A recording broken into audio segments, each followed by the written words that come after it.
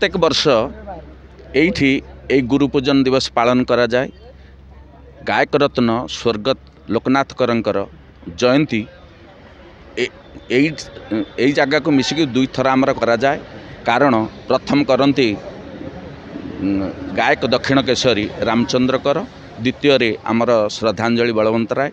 किंतु यार मुख्य उद्देश्य आमे गुरु पूजा जो गुरुंकर बेद आज कटि जाउची, गुरु को आउ कई मानु नाहंती, तेणु आम पालाकारंकर उद्देश्य गुरु पूजा कले हे तो ए प्रभावटा समस्त पाखे पड़ो।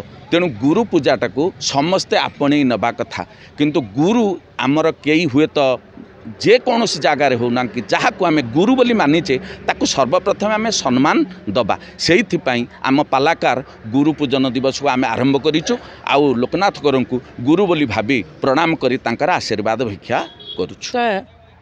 आनंददायक कथा गुरुंकर कृपा समस्त आजिर दिन में प्रायतः 17 वर्ष धरी गुरु स्वर्गत लोकनाथ कर महोदयशुंकर जन्म जयंती पालन उत्सव आमे माने समस्ते मिसी ये कार्यक्रम को आगक नौ।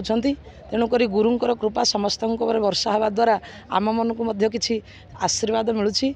से केवल लोकनाथ कर महोदयशुंकर आशीर्वाद नुहे, ए स्थान में जिते गुरुजन मंडली अच्छा समस्ते ये सांस्कृतिक सभा माध्यम आज कार्यक्रम माध्यम समस्त ए स्थान में मुई निजक गर्व मन करुँच। समस्त कृपा लाभ करी निज जीवन सहित मो सपरिवार समस्त एथिरे सहयोग द्वारा ए कार्यक्रम साफल्यमंडित हो पारिछि।